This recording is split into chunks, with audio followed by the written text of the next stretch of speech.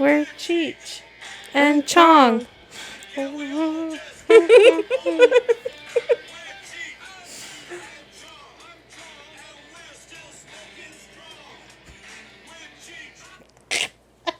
so fucking dumb, bro. Alright, Edith, you wanna... I'm sorry. Cheech, you wanna... Ready? And a 1, 2, 3. Spurfingers. Hi guys, welcome back to the Lucha's Real podcast. I am your host, Cheech. And I'm Chong. Bruh. I can't take it seriously. I can barely move my mouth because my mustache is so big. And it's all in my fucking mouth, bro. I know. Like, watching in. I feel like I have a fucking pet on my face. I feel like I have a pet on my face. I have so much hair everywhere, and I'm not used to this. I feel like I gotta pet my mustache, bro. That's just going to my nose, we're too. Cheech And we're Chong. And we're gonna rock. What? Bruh. Ya ni me sé la canción. I think I have a few songs. Sorry guys. If you guys... I know, me trying to fix my beard. If y'all see me coughing up a hairball, y'all know why, bro. How do guys do this? I don't know. How do guys just have facial hair and then not be tripping when it's all up in their mouth? Does it go in their mouth? Because right now it's all up in there. Like, It's in my nose, it's in my mouth. Like, bro. I can't breathe. For all of our Spotify and Apple Podcast listeners, head over to fucking YouTube and check us out. We look Ridiculous. I think this has to be our most ridiculous look. Yes. It just keeps on getting worse, bro. Dude, I swear, we look like tios. Like, those drunk deals. we look like tios. This is ridiculous. Oh. We should have brought a beer. For real. We should have had a smoke sesh. A smoke sesh. Have it all foggy up in here. It goes with our theme. Yeah. Oh god. Sorry guys, I can't give you a song because I'm not gonna lie, I don't know them. I was trying to listen to them beforehand. Sorry, it's because my mustache gets in my fucking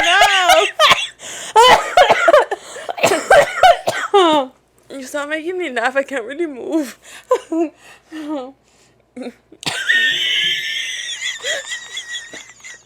can't take it. Well, don't look at me.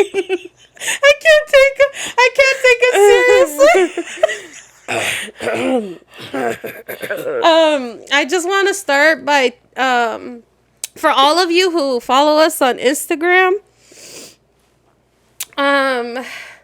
Thank you for everybody who voted for our next costume.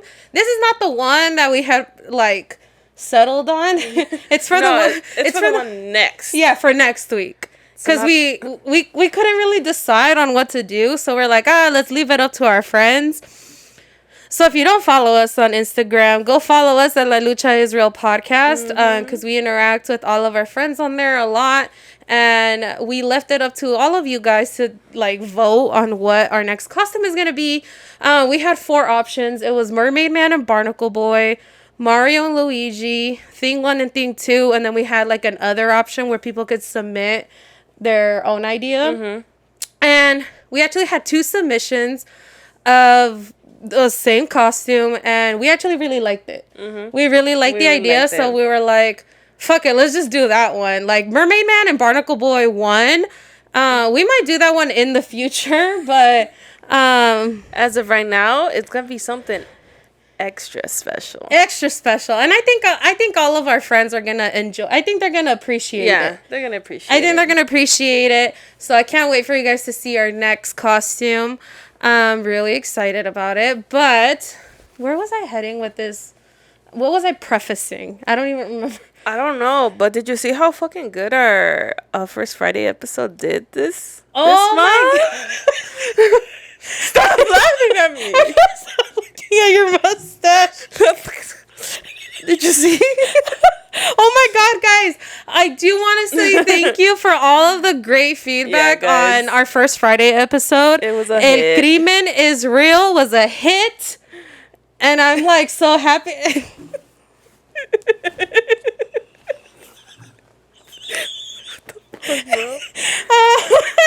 was definitely a hit. It was a hit. Big props to Angel again because she did amazing. I'm really happy because I worked so hard on it, and to know that like it was a hit. Like a lot of people liked it. We got so much feedback on it. I loved it. Like a lot of people were like they loved it, and I'm so happy because I like true crime not because of the sad stories, but I think I especially liked telling this particular story because it's like. It's kind of like a responsibility. Like, I think I said this in the last episode. Yeah, you mentioned it's that. It's kind of like a responsibility of, like, sharing someone's story, you know? And, and like... Because it's someone's life. You know? And it's just, like, also kind of...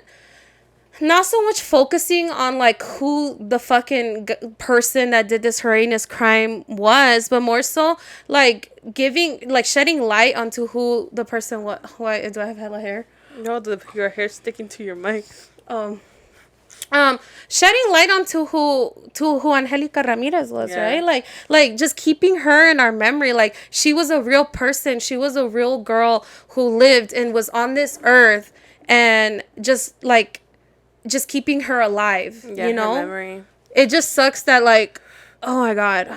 We don't know much about her because she was a little girl, so we can't really. I couldn't really tell you who she was as a person, but she was a person nonetheless. Yeah, you know, exactly. And we're still keeping her alive. Mm-hmm. So I had a lot of fun doing that, and I actually do want to share. One of our friends reached out, and they actually had a story to tell because they heard the episode, and they kind of had a little story to share, and I want to share it with you guys. I did ask for their permission to share this. I'm not going to be sharing the name of who shared this, but I will share what they said because they gave us permission to share what they said. So this is what our friend said. Hi girls, I just finished listening to the Friday episode, and I don't know what she meant right there. She said, I came face to face with a killer. I was young, maybe in 5th or 6th grade. We had a paletero man that started selling on my street. I would literally buy a paleta from him every time he walked by. And when I look back as an adult, the man was very flirty. But I didn't know, just thought that he was friendly. One day, me and my family were at the lake, and we see helicopters flying around the Ortegas. I live in Wildermar Lake, Elsinore in the Riverside County. I remember going home, and when we were watching the news, and there on the screen was the paletero man for murdering a little girl and dumping her body in the Ortega highway. I told my mom, Ma, es el que vendía paletas, and his mom worked at my elementary school. She was the secretary. Damn. And she said, I listen to true crime podcasts. It occasionally pops up in my head. And when I was listening to your episode, it hella popped up in my head. And I'm so saddened by the little girl that got murdered by that man. And in the back of my mind, I always think that it could have been me.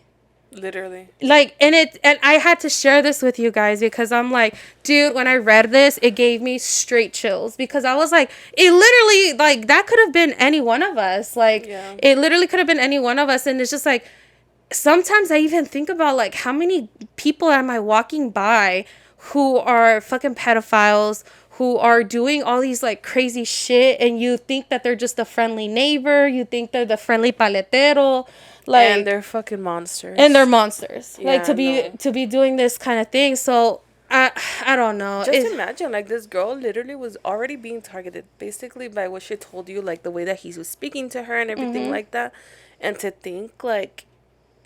that she was maybe up next or something shit like that. Like, that's fucking crazy. I actually looked into the case of the girl, and it's so sad to me. It was a little 5-year-old girl, dude. I know. It was a little 5-year-old girl, and it was so sad to me. It was so sad to me reading what he did to her. He literally snatched her off the front yard. It was an apartment complex, and she was outside in the front playing with her friend. And the guy rolls up, and he's like, he apparently had passed by already, but then turned around when he saw them, because the only eyewitness to this whole thing was another little 6-year-old girl. And she had seen that the car like wrapped around. He got off the car, and he was like, "Have you guys seen a puppy around here?" And that's how he like. Oh my god. He was like, "Oh, I lost my puppy or whatever." Y en eso la agarró y se la echó en el carro. And the girl just started screaming, "Call my grandma, call my grandma." And the other little girl ran to go get the grandma. But it's just like, could you imagine? Oh my god, it gives me chills to even think about that. Yeah. And what he did to her. And not even 24 hours later, they find her body like así nomás, like just disposed of, like she's nothing, you know? Like that just breaks my heart. And it turns my stomach, bro. Like how people could be this disgusting, this horrible to like a child. Like, and it was actually after this incident, this was back in 2002. After this incident, that's when California instituted the Amber Alert. Because the Amber Alert had already started since 1996, but not every state was like had it instituted, and because of this little girl, it's what instituted Amber Alert in California, and since then it's helped so many people. Damn. Damn. It breaks my heart, and honestly, for our friend who sent me the story, like. You're so lucky. You're so lucky, and it's so sad. Like, I'm glad you're still here with us, you know, and I don't know. It like, I honestly, it could have been any one of us, you know, like, I don't know. It breaks my heart. Dude, your bigote is flying everywhere. I know. I know. But yeah, it could have been any one of us. Yeah. Especially like, well, I told you, I talked to you about my story about, well, but going back to Angelica's case, right? It will happen at a swap meet, right? And it's kind of, I had the same shit kind of happen, not exactly like that, but I did get lost at a swap meet, bro. Did this story kind of trigger you? Yeah, it triggered me a bit, because it's like, shit. Like, I didn't really think about like everything that could have happened because I got lost. And then, like, to know that happened to her. And she didn't even get lost. Like, she just... She was going to the bathroom. Yeah, she was just going to the bathroom. Me, I got completely lost.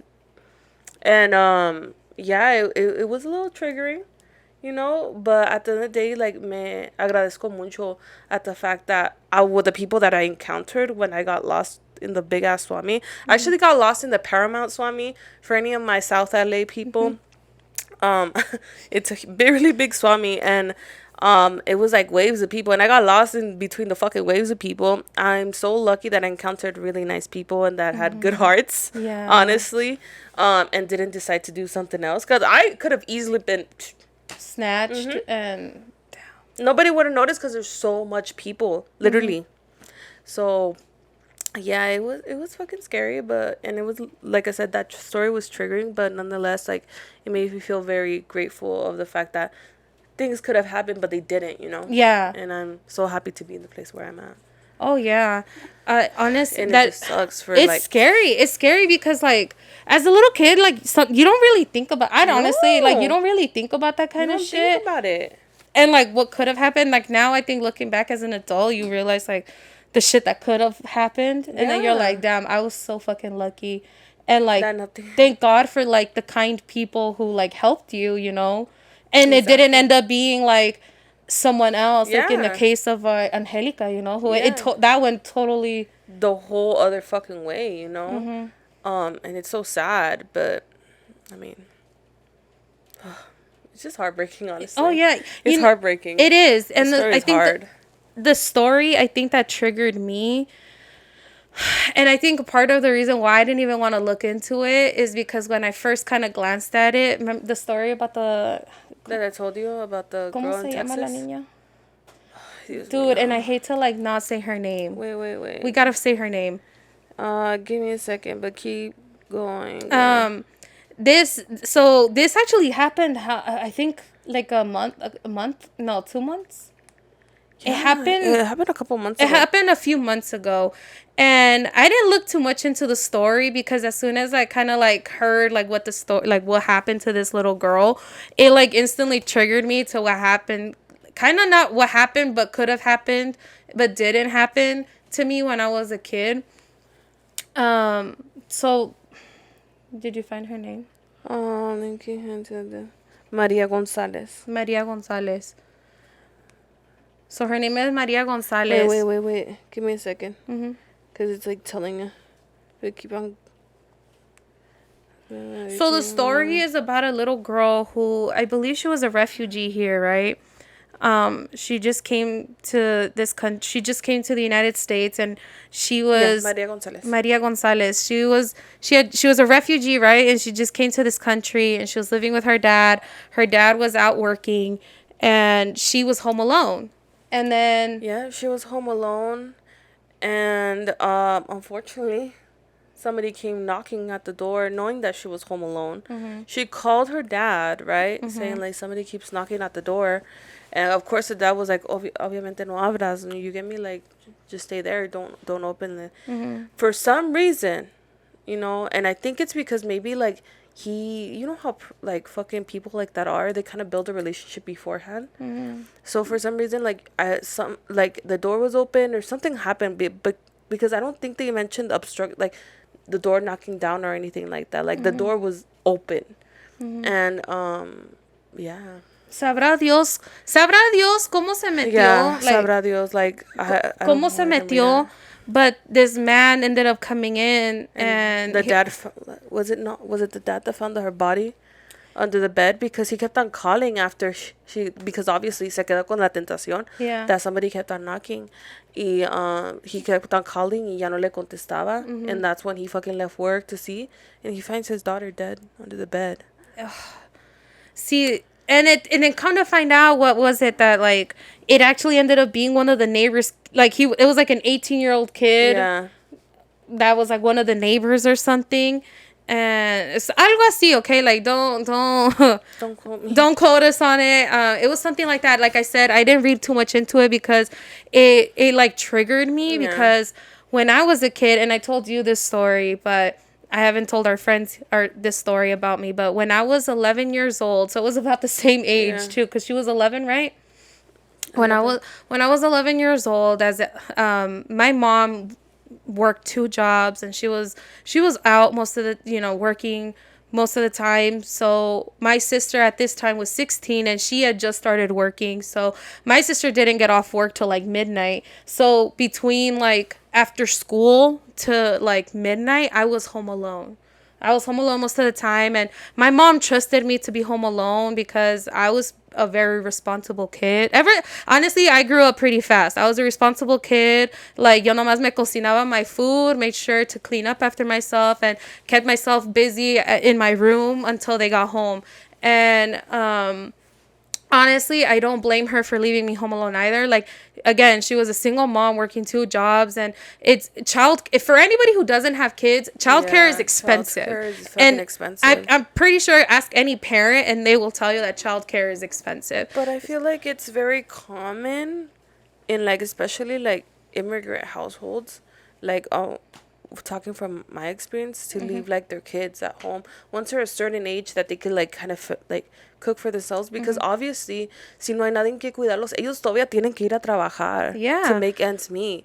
And it's like I hate, sorry, I'm just interrupting a little bit about the story, because I hate how on one of the posts about that story about about Maria, a lot of people were attacking the father, saying, "Oh, it's on his head. It's on his conscience for leaving her alone." And I'm like, the privilege you have, fuck, my mustache is flying everywhere. The privilege that those people have to have a parent at home, and I'm speaking from experience because I have that privilege. You get me? Not all people have that privilege to have a parent that stays at home or is under childcare or whatever. You have to acknowledge that. Obviously, they were trying to make ends meet and shit like that.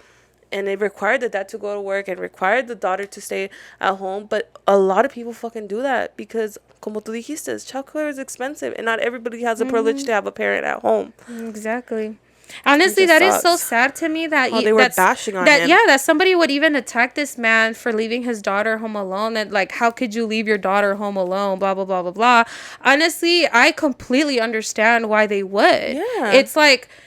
Like you said, not everybody has the privilege of having a parent stay at home with them. Not everybody has not a lot of people can afford childcare. And it's not like my mom planned for this, okay? Like, my mom and my dad were still together and eventually broke up, and my dad was not in my life as often. So it was kind of like, I was there. I had to be on my, like, it just no le quedaba otra. Yeah. Like, it was already hard enough for my mom living paycheck to paycheck to make ends meet for all the bills. It's like, she just couldn't afford childcare, so like I had to stay home alone. And I'm sure like it was the same for her dad. Like it's exactly. And it's normal like that. It happens a lot, and I just it really bothered me to hear that people were attacking this man for doing that. Like, don't you think he already feels guilty as it is? Exactly. Because I know that if something would have happened to me, that my mom, it would have drove her crazy. Yeah, exactly. Like, it would have. He already the man already feels fucking bad as shit, and then these people saying it's just adding to the fucking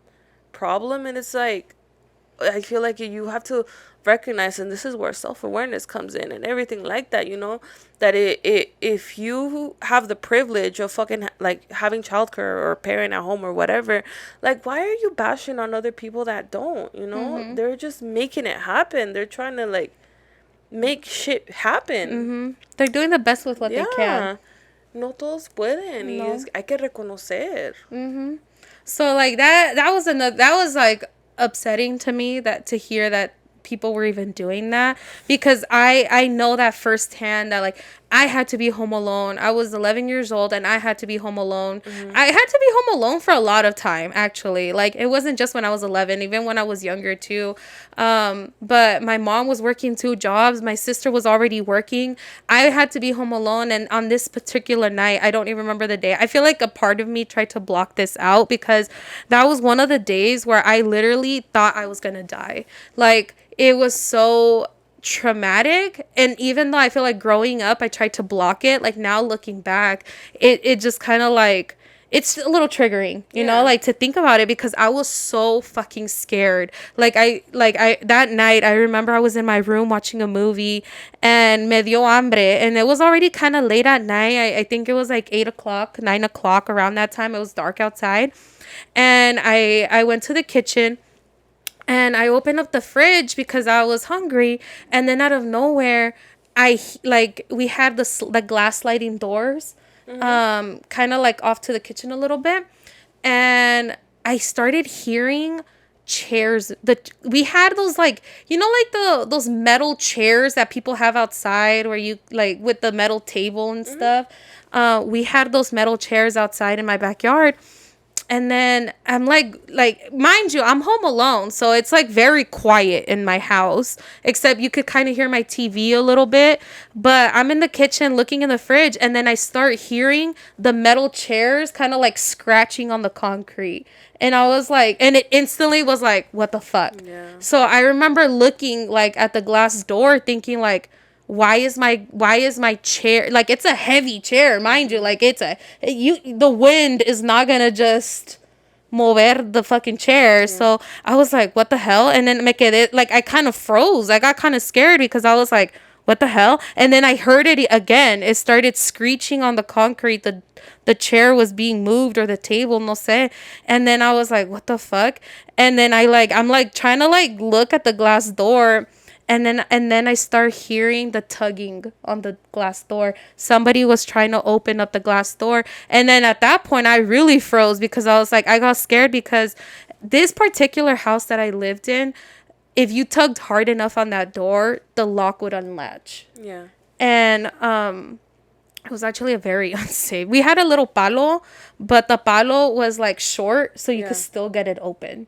And so I just remember looking, and then I hear the tugging, like somebody was tugging on the glass door, and I immediately, like, I froze for a little bit, and then I ran to my bathroom, because unfortunately the bathroom was the only door that had a working lock on it. Yeah. Like, every door in our fucking house, well, like, to the rooms and stuff. Like, my mom's door didn't close all the way. My sister's door didn't even have a lock on it. I didn't even have a door.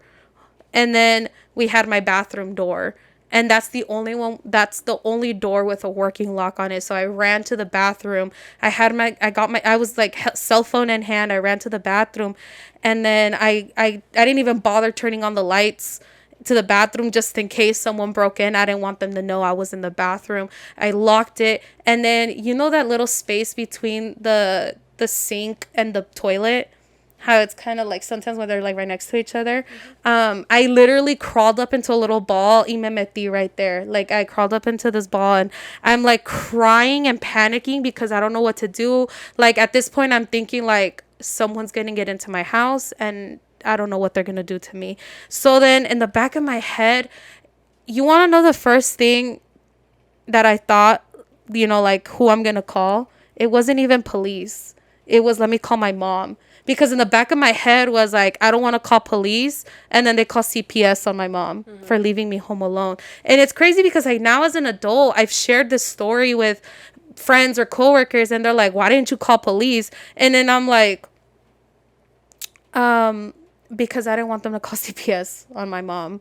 Because I don't know, like in the back of my head, my whole thing was like, I'm going to protect my mom, even though I should have called police, but I didn't want to create a situation where my mom was going to get in trouble, because that was literally my first thing was I don't want my mom to get in trouble for leaving me home alone.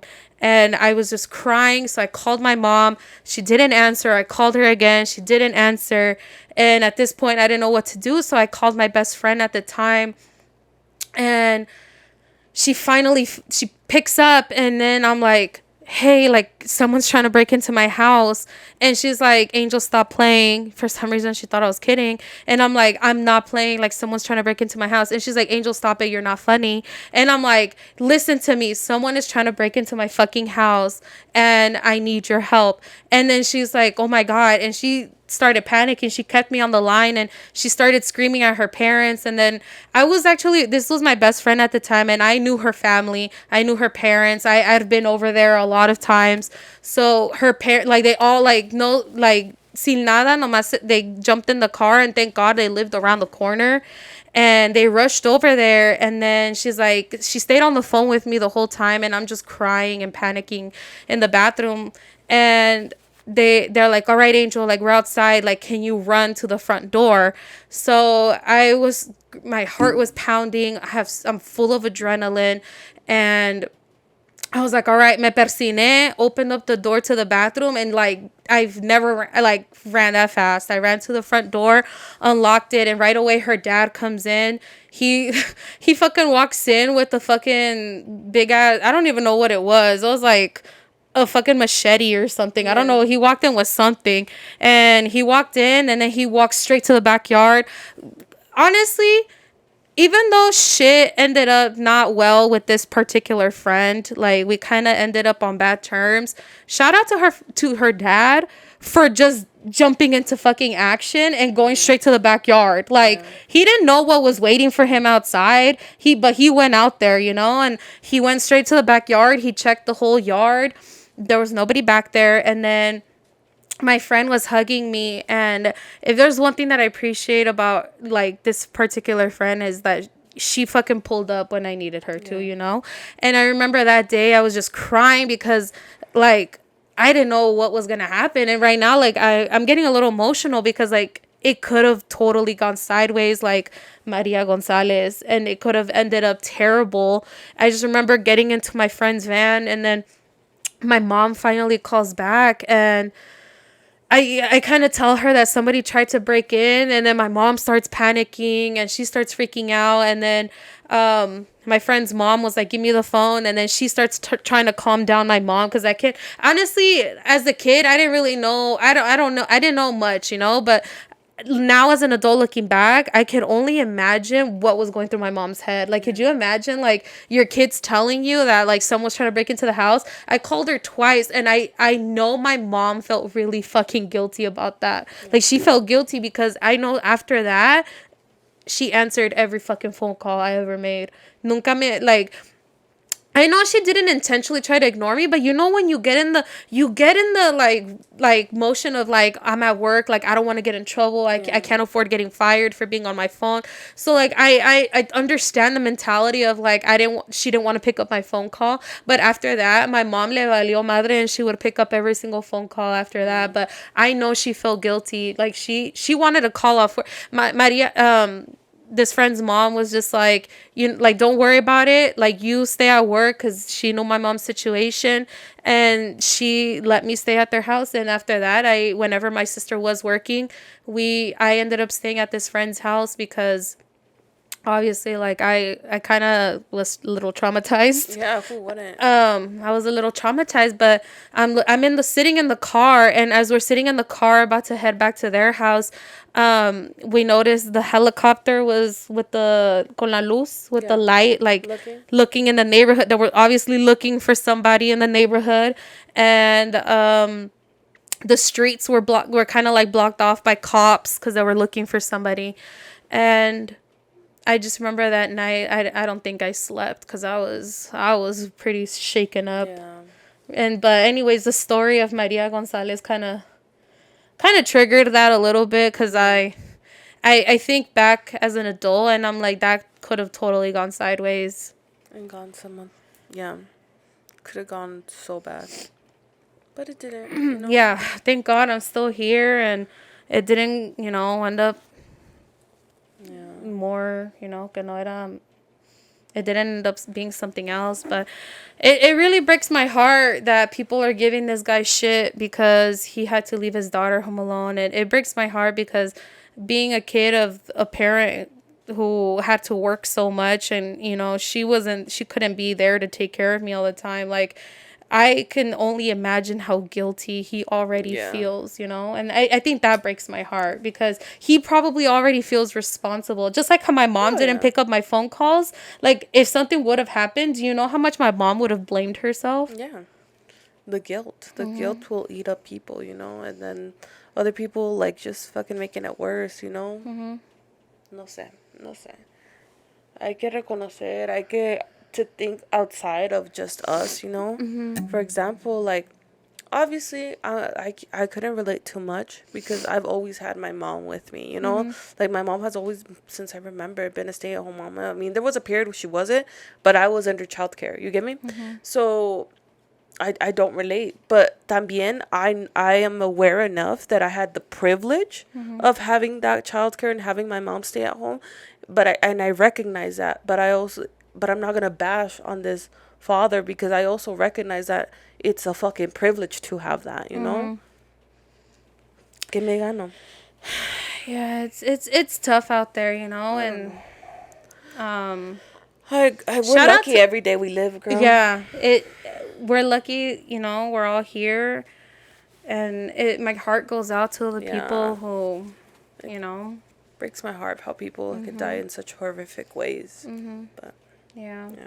So my heart goes out to Angelica Ramirez, Maria Gonzalez, and so many other girls and what's her name? Elizabeth. Her name is let me say her name. I don't want to leave her unnamed. It was like the other girl you mentioned, right? That was tied in with the Angelica? The girl that they like did the Amber Alert or whatever because of her. Oh yeah.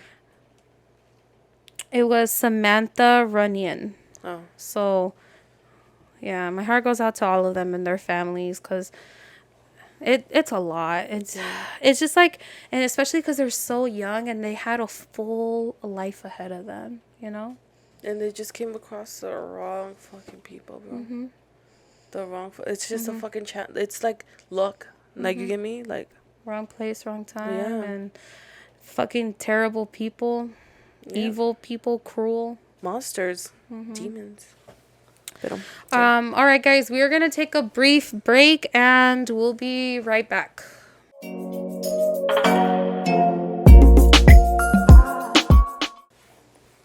we are back. Damn, that was a heavy ass topic. I know. And not but to, it's like these kids. I know, and not to continue like the heaviness, topic. but I do want to bring up a little bit about what's going on in Israel and Palestine. Oh yeah, it's horrible. I feel like, oh my, gente está muriendo, guys. Like there's people fucking dying and suffering and losing their loved ones, and it's fucking horrible. Someone initiated this, and then of course the other people are gonna fight back, and it's just gonna go back and forth. But like you said, at the end of the day, like innocent people are dying, and my heart goes out to them. Porque todos los que están muriendo no tienen nada que ver con eso. Yeah, no tiene que ver nada que ver con eso, and they're over here paying the price, and it's just so sad. I saw like videos of these little kids who are just being carried, and I saw the videos and I was like, oh my God, it's breaking my heart. It's like it is so sad. And then I think they're saying that this is the closest we've gotten to in a long time for a World War III, because basically like, well, all the countries are trying to fucking pick sides. Yeah, all the countries are trying to pick sides, and obviously like U.S. I think has always stood with Israel, and I think Iran has stood with Palestine, and Russia backs Iran, and I think Russia has said something like, oh, to the U.S. like, if you guys get involved, we're getting involved. Luego. Yeah. Like I feel like Russia's been waiting for this. They're just trying to somebody start it. Yeah. Like so I honestly, they're saying that this is the closest to a World War III we've gotten in like a while, and it's kind of scary to think that, because if it does, it's like people que no tiene que ver con nada are gonna really be affected by this. Yeah, exactly. It is so sad to me. Es bien triste. Did you hear? I don't know if you heard, but Manuel López Obrador, el presidente de Mexico, once this whole thing started, because there was a total, I think, about 300 Mexicans allá, obviously visiting for either vacation, religious reasons, stuff like that, you know.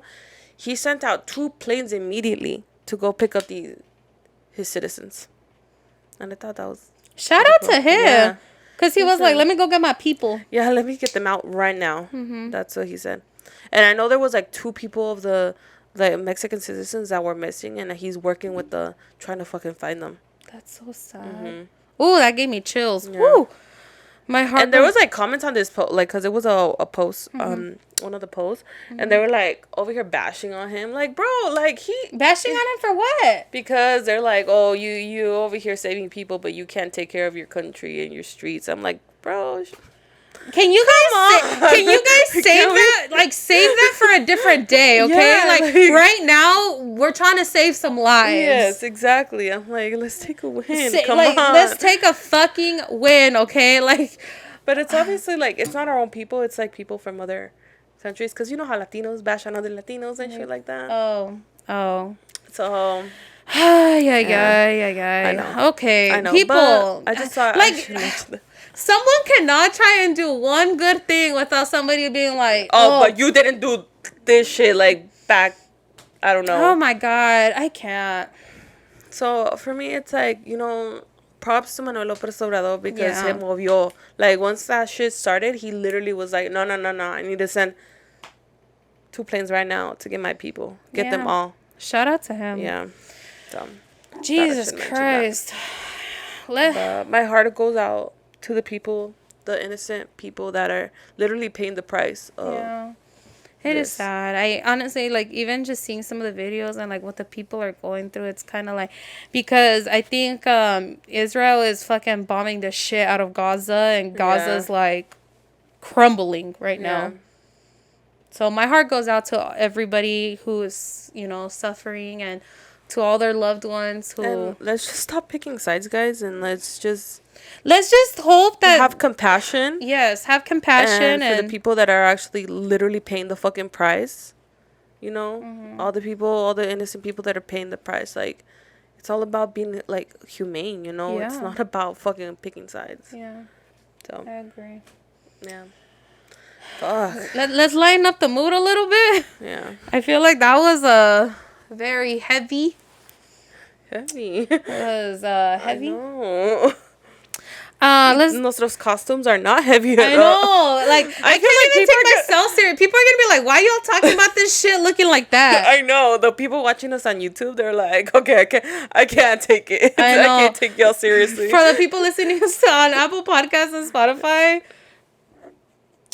you can take us seriously. Yeah. Because you're not looking at us right now. I have a fucking... Scratching my mustache right now, I have guys. a pet on my mouth because I feel the furriness. I think you can see me the whole fucking episode. I'm literally going like this. You're talking about your story and I'm going like this. Just petting. Because I'm like, it goes into my nose. So I have to... It's going into my mouth. So I'm kind of like, ooh. Okay. Anyways, let's lighten up the mood. Let's see what... A little bit of chisme. See what our friends... Let's see what que y'all... nos tienen que contar. Yeah, a ver qué nos tienen que contar, okay?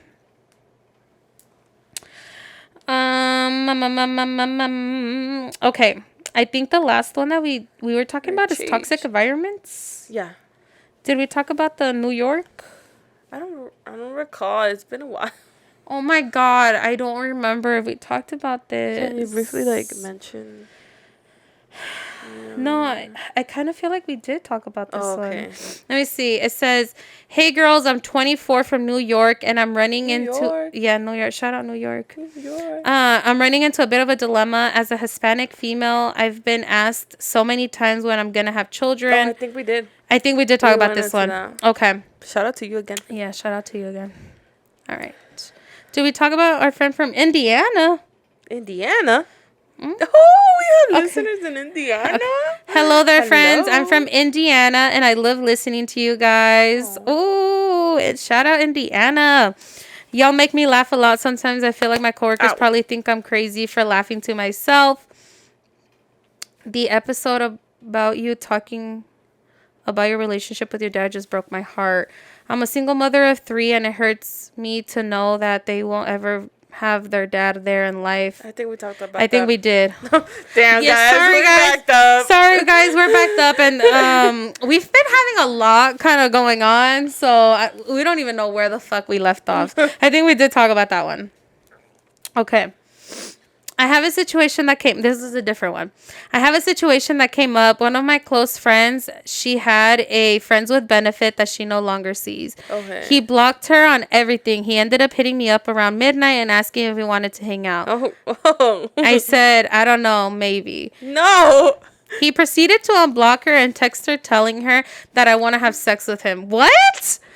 He would do some shady shit. What a bitch move. Yeah, literally sent her the message maybe 2 minutes after we talked. She comes at me all mad saying, why would I want to fuck him if he had her on and off friends with benefits? I was going to show her all the messages the next morning, but now she thinks I'm being hella suspicious about the situation. Keep in mind, I have only ever met this guy once. I would never sleep with that guy because he's nothing but trouble. But I need your opinion. Should I just give her space to think about it, or should I try and talk to her? She has a bad temper too. I don't know what to do. No, fuck. I say she screenshot the messages and send it to her. I said, send the fucking messages y ella que haga lo que quiera hacer with the information that she got. She wants to believe the guy. That's kind of weird because... I guess. Yeah, you're her friend, right? Yeah. I don't know. Send the screenshots and let it be. Yeah, let her decide what she wants to do, you know? And there's only so much. You have a little rat tail over here. Because your real hair is poking out. Oh, shit. Can you guys see my real hair? No. I hope not. I hope not. My hair was... Honestly, this wig was too small for my hair. It to tuck... I couldn't tuck in my hair. I have too much hair. But I say you screenshot the text messages so she can see on her end what really went down, and I guess let's just let her decide what she want to do. Yeah, let her decide. But you did your part, you know, you did your part, and that's hard evidence, you know. So fuck it. Okay. Here's another one. A ver. Hey ladies, love to listen to you every Monday. Oh. So I have a story. I am married to an amazing man. I'm a stay-at-home mom with 2 kids. Sometimes I do feel caught up in life, being a mom, a housewife, and everything but myself. Ooh. There are times when depression gets to me and I try to find ways to make myself feel good. So a few years back, I saw my high school fling at a restaurant.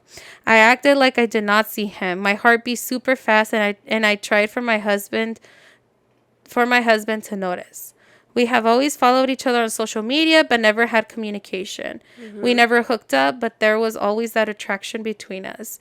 It was just a relationship that never went anywhere. I always wonder how things would have been had we pursued the relationship. He is literally the man of my dreams because any time I have a sexual dream, it is with him. A few days after I saw him at the restaurant, he slides into my DMs. We start bringing up old times, and now he is always in my dream. Girl, you told him? Oh, you should have not shared that tidbit. Yeah. Then he tells me he can make my dreams come true. I refuse his proposal to have an affair because I can't do this to my husband or kids. I'm not this type of person, but it was tempting because I was getting the attention I wanted. I didn't feel like a lonely housewife during our convos. My conscience did not let me, and I blocked him. Months later, I unblock him, and he keeps insisting on an affair. I refuse again, and he tells me he knows I have it good with my husband, understands why I won't do it. He says he doesn't want to ruin my family and blocks me. It's been over a year, and I have not heard from him on social media. Still blocked, but I kind of do miss seeing his pictures. Sometimes I wonder what if I did have an affair. No. I wonder what would have happened. I wonder if the sex would be as great as his looks. I guess I will never know, and I'm not willing to risk my marriage. Good for you. Good for you. Choice. Do not know. First of all, this man was trying to make you have an affair. Exactly. That just tells what kind of fucking guy he is. Yeah. No, that's a shitty fucking guy. Yeah. Shitty guy. Second of all, just because it was one way in your dreams, and maybe because he's attracted, does not mean he's gonna be good in bed. Mm-hmm. Let me tell you, girl. Let me tell you. No. Don't go with that. No, I'm glad that you didn't move forward with it and everything like that, you know. Of course, obviously, by this message, it seems like, you know, she lacks something in her marriage, you know. Mm-hmm. And I feel that's when you have to communicate with your partner, mm-hmm. and be honest and everything like that. Of course, don't mention about the dreams or anything, but just be honest about, like, you know what, you like the attention from that guy, right? But don't say that, right? Mm-hmm. But say maybe, like, you know, I want more attention, like I need certain things, you know, like I feel like this is lacking with us, you know. Mm-hmm. Y de allí, tómenlo. Yeah, I mean, you already said that you're married to an amazing man. Yeah, exactly. So it seems like this guy is most probably willing to do anything to make you happy, you know. Mm-hmm. So you just gotta talk to him and tell him, like, hey, like, you know, I kind of miss getting some attention, you know, and or I want to spice shit up. You want to spice it. You gotta spice it up. Or maybe you take the initiative and, you know, surprise him a little bit. Hey, I'm just saying, like, spice it up yourself. Take the initiative.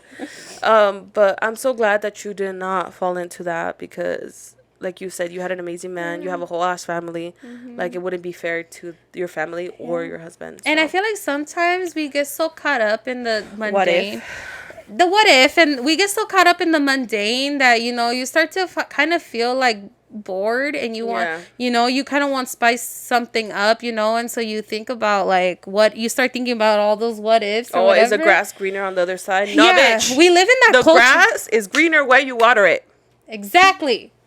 Say that one more time. The grass is greener where you water it. Exactly. Not on the other side. Yeah.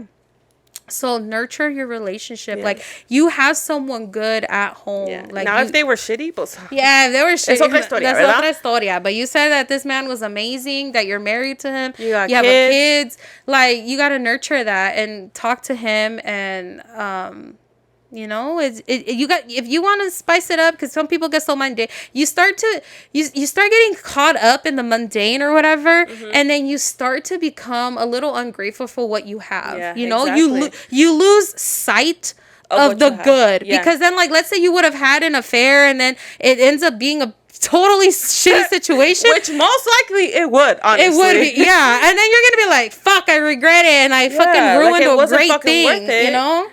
Exactly. And now eso está en tu conciencia, bro. Y eso se va a quedar en tu conciencia. Yeah. And then además de eso, you're hurting a great person that, how she said, was an amazing man to her. Mm-hmm. Like, that's not fair. Mm-hmm.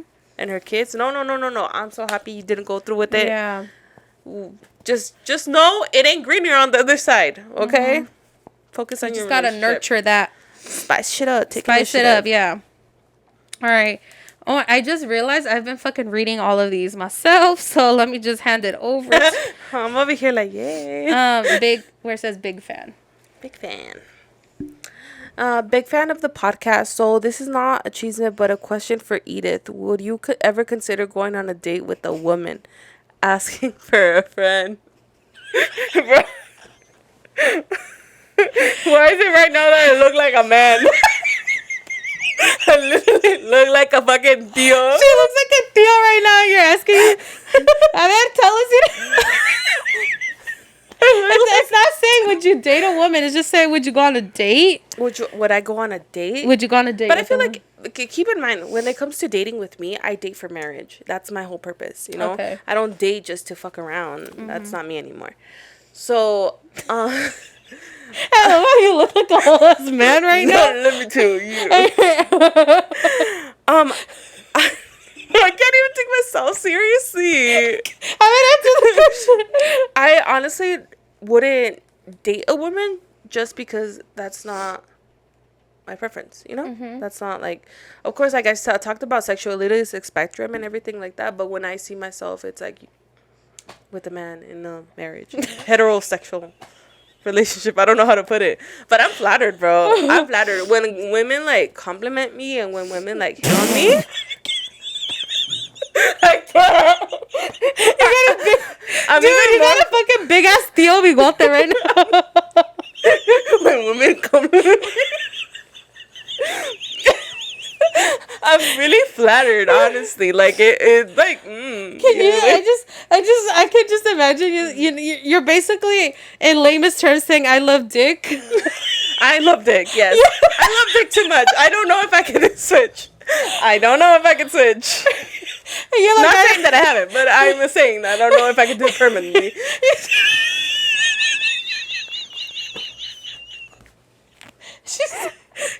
I'm trying to take myself. She's like, I love dick too much. It looks like that.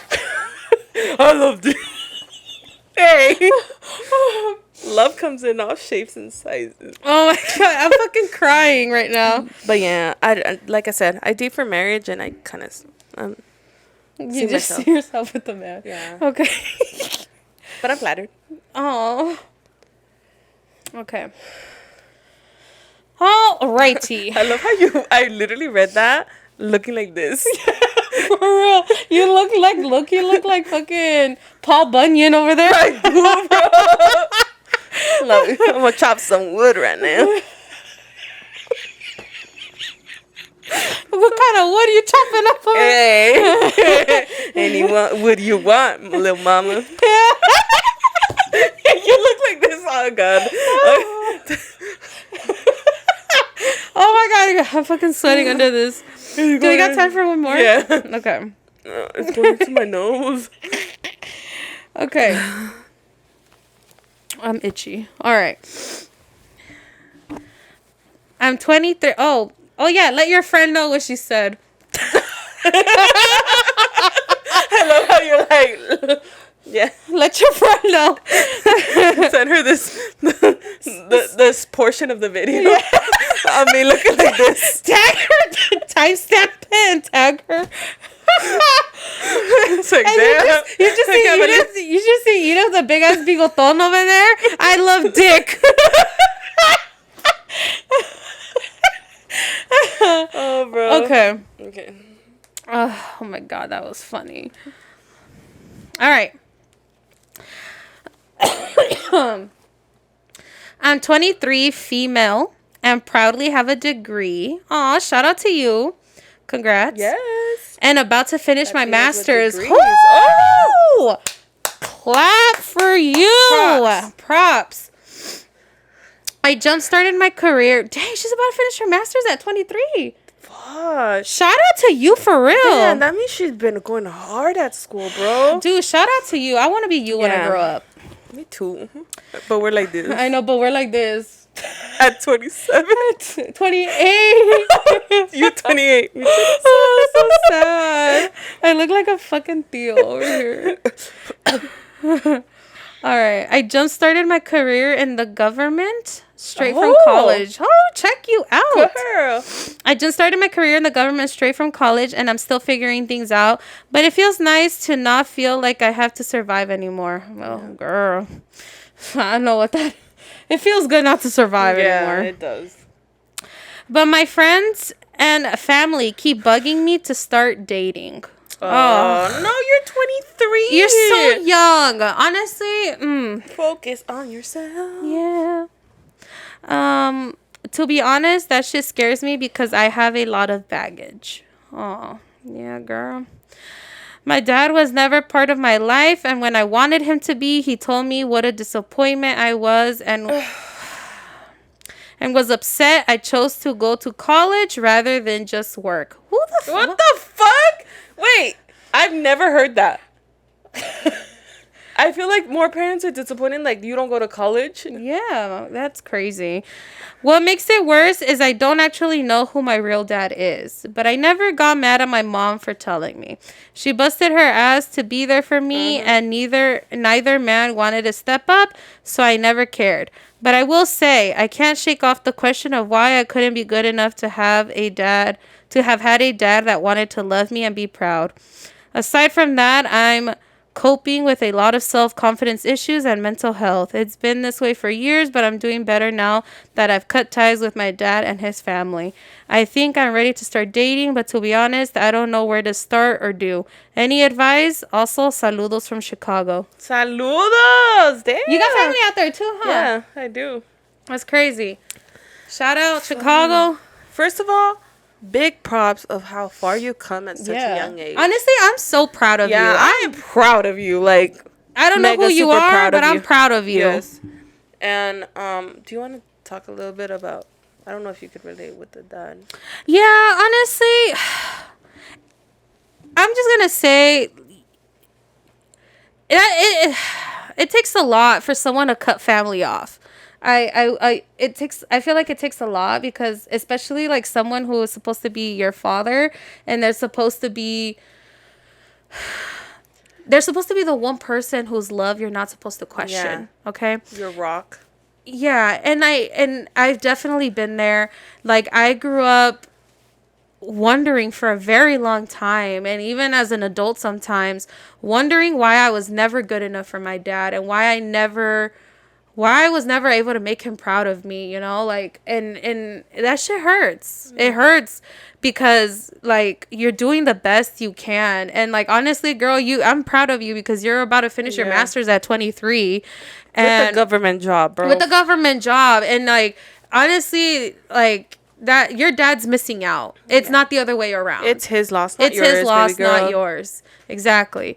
So, I think, honestly, your life can only go up from here because that was toxic family. Yeah. That was toxic family, and you cutting them off, it's going to set you free.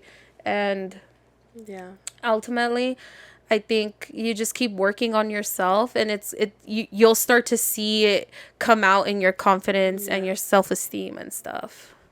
But just know that at the end of the day, it's nothing that you did that didn't cause him to not love you the way that you wanted to be loved. You get me? That's a him issue. It's not a you issue.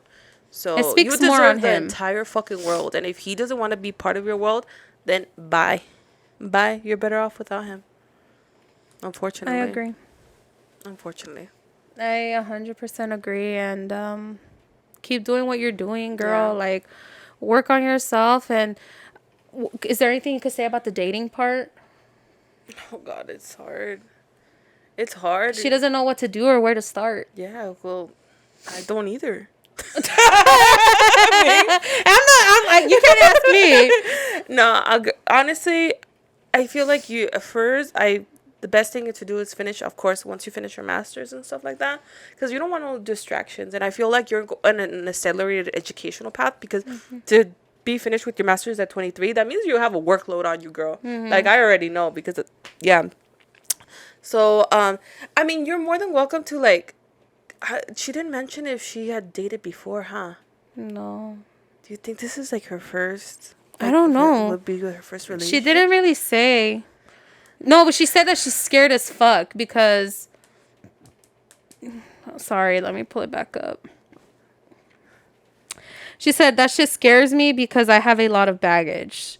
So, I don't think she has dated too much. I mean, she might have, but I don't think she's dated too much. Yeah, so honestly... She's ready. She said, I'm ready to start dating, but I don't know where to start or what to do. Any advice? This is what I recommend, especially when you don't know exactly what you're looking for in a partner. Like, you're still kind of trying to figure it out.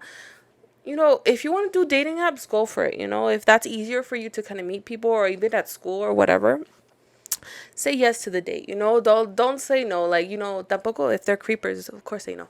But like, oh yeah, absolutely. But like, say yes to the date, even if like maybe you don't want to go or something like that. It's just so, because it gives you experience to know, like, oh, from this person I like this, but I didn't like this. You know, and you kind of go on like that, and you kind of set like basically the standards of what you're actually looking for. You're gonna kind of set like a foundation, right? Foundation, because if you just go in, it's like, oh, I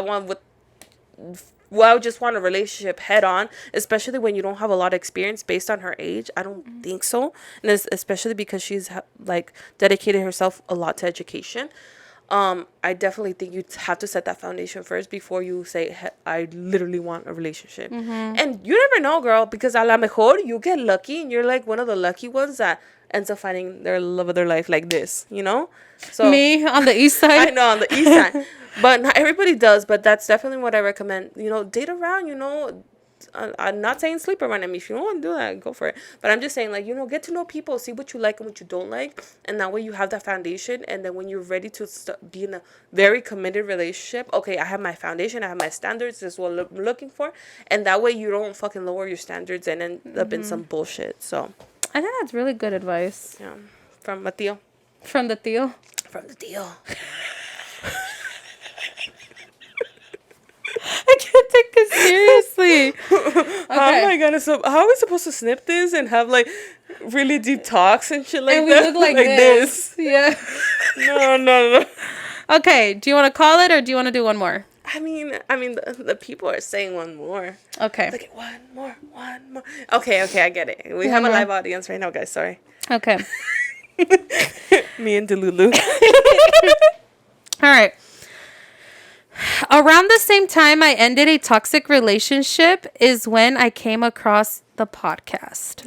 Oh, perfect timing. Perfect timing, because we talk a lot about toxicness. Yes.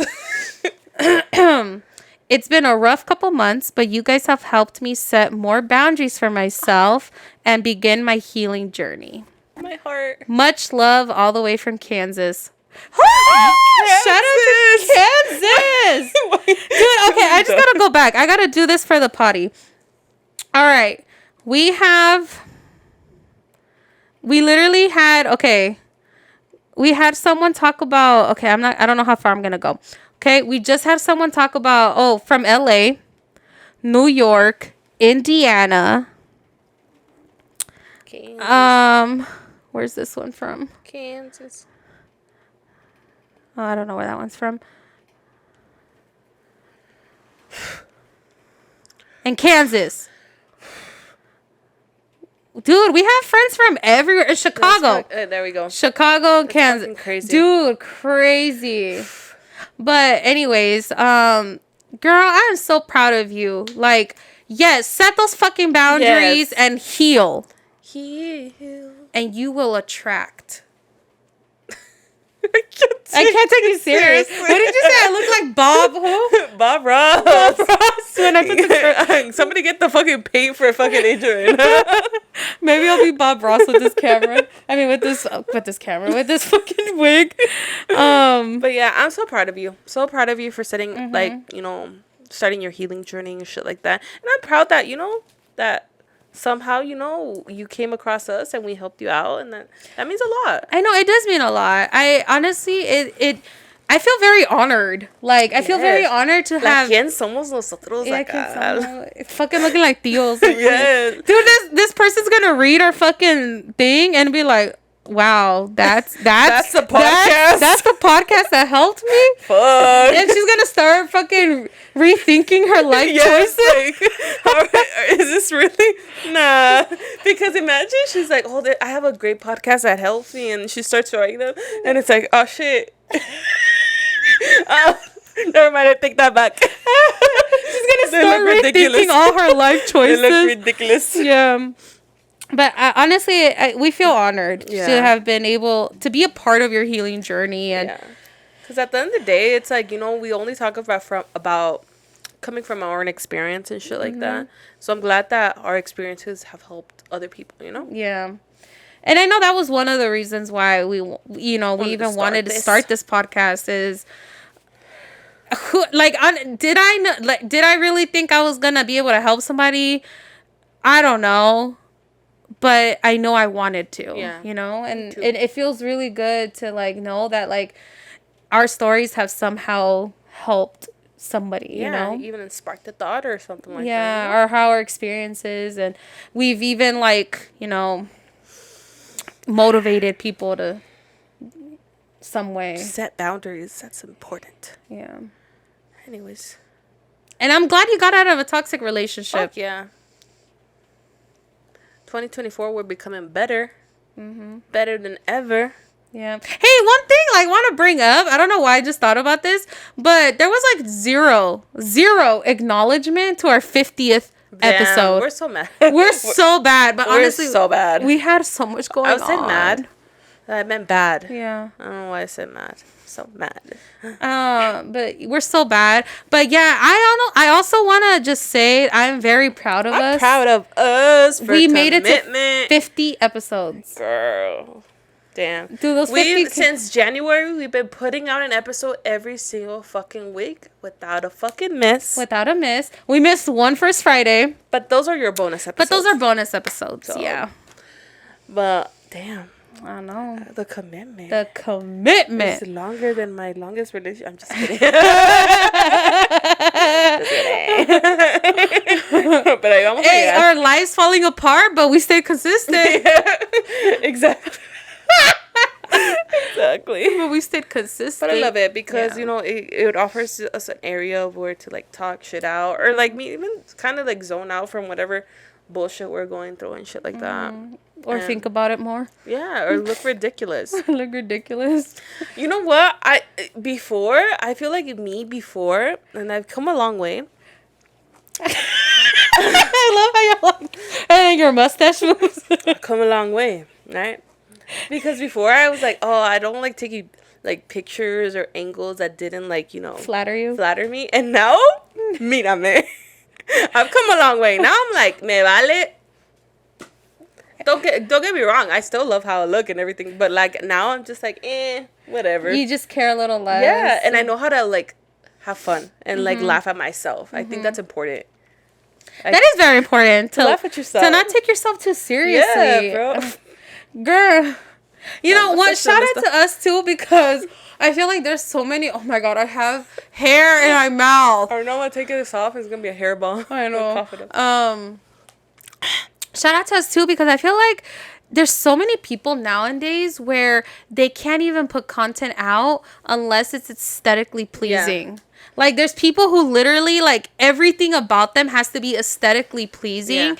And they won't put something out if perfect. It has to be perfect, And I love that we're comfortable enough in our own bodies and our own selves that we can look like this on camera and put it out on the internet where it's going to be forever. Exactly. And me being single, looking for love like this. No, there's going to be one guy out there. I already know that my future man's going to appreciate the fact that I could have fun, that I could laugh at myself, and that I could be multiple people. Exactly. Yeah. And that you don't take yourself so seriously do you know how many people would not be caught dead in that fucking mustache right now? I know. I know. I could go through my Instagram and name you all the peoples right now. And that used to be me. I'm not going to lie. That used to be me. But ahora, I don't know. It's just, it makes life fun. It does. Like, when Val came home and I opened up the garage door and I was like, literally looking at me like I'm fucking crazy. He's like, why are you hairy? But he still kissed me.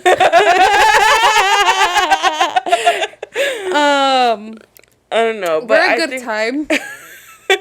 I think that it's part of, like, you know, life, and I feel like it's big part about enjoying life. It's, you like, como tú dijiste, is not taking yourself so seriously and having fun with yourself. Like, you know, everything social media, I feel like it reflects a lot of, like, or it wants to present itself as perfection and shit like that, and when in reality it's not. It's not. And Life I think is not that's perfect. another thing we want to perceive to you, like, bro, we're not perfect. We're not.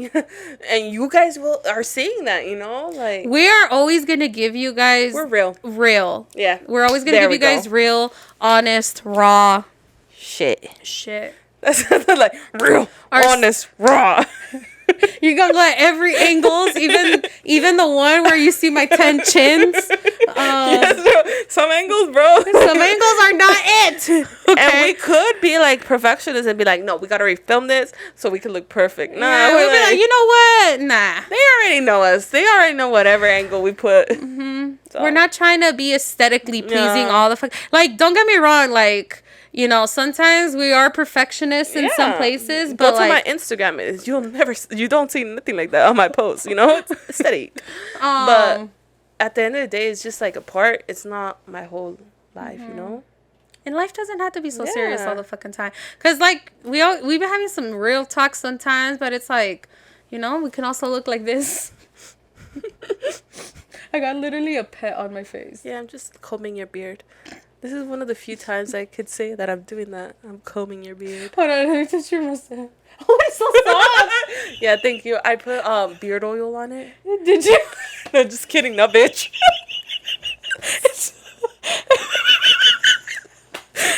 Okay, all right. Ya nos pasamos. I'm having too much fun with this facial hair. I know.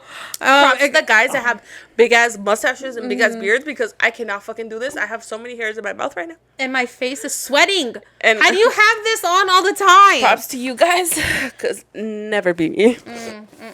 All right, ahí los dejamos. We will see you guys next episode. Tune in to see what costume we went with that you guys decided. So yeah. All right. Follow us on Instagram, Threads, TikTok at La Lucha's Real Podcast. Make sure if you're listening to us on Spotify and Apple Podcasts, make sure to hit a follow. And rate us 5 stars. And if it's not 5 stars, then you're talking to Cheech and Chong. Cheech and Chong. Cheech and Chong. You're gonna I don't know hit how the song goes. I don't know either. You're gonna hit the DMs if it's not 5 stars. We'll have a discussion. Yes. With my mustache.